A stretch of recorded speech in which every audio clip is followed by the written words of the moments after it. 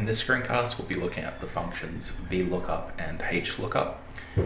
Both of these functions are practically the same, except one operates on tables that look in this format. So you've got an ID on the left hand side, and a Hlookup will look at when you've got a ID in the topmost row. And I'll show the differences there. So let's have a look at the function Vlookup. Looks for a value in the leftmost column of a table and then returns a value in the same row from a column you specify. By default, the table must be sorted in ascending order. Alright. So lookup value I'm going to put as F2. So similar to our first lookup, we need a lookup value. This time we need a table array. Now a table array is like our vector, except we can actually have multiple columns or multiple rows. So in this case, we're going to make a table out of our car information here. So we can just select that range to use as a table array. Our third input is the column number. So let's say we wanted to pull out the price from this information and nothing else. That would be the fourth column, because we've got 1, 2, 3, and 4. So go that.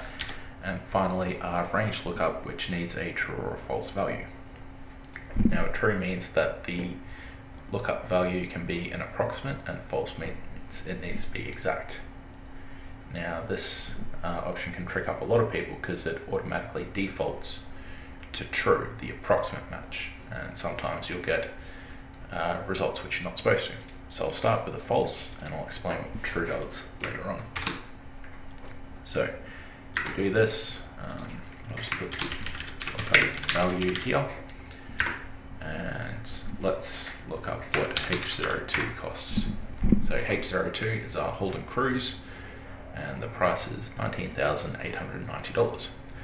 And we can see that's what Vlookup returned to us. So it took the lookup value, it looked for it in the leftmost column of J2 to M9, and it went to the fourth column of that table and returned that value.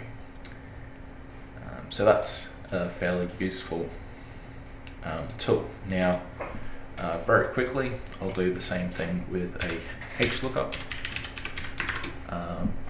We'll use the same lookup value. Our table array is now this one, except without that. Usually you don't include the column or row identifiers. So our row index number will be the fourth one. We'll put false in there as well. So functionally, they both perform the same task. It's just which way your data is orientated in your table array. Yeah, so I said before that this last value can trick people up. Now, if I change it to this value, that's I've just taken that away, and that's changed the value.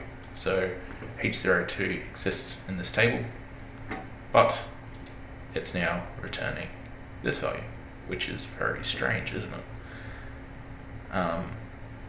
And that's the main problem. It's not when it's an approximate lookup.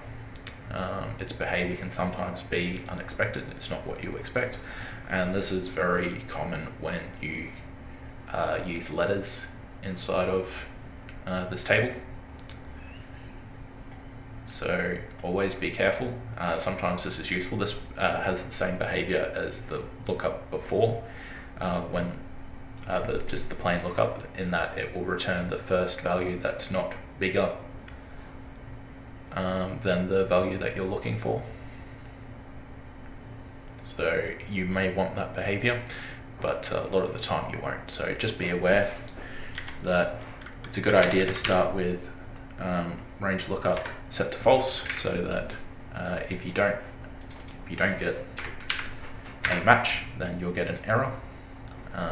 Whereas if we set it to true, or if we leave it blank, so it's more so that the blank part is what tricks people up, because you just set it to that. Usually you prefer an error, but that's not what you get. So that's how we use Vlookup. Very brief form. It's where we've got a table of information where you want to look up a specific ID that is typically unique. If you use non-unique ones, you're going to have some issues there, similar to the way that we put true instead of false.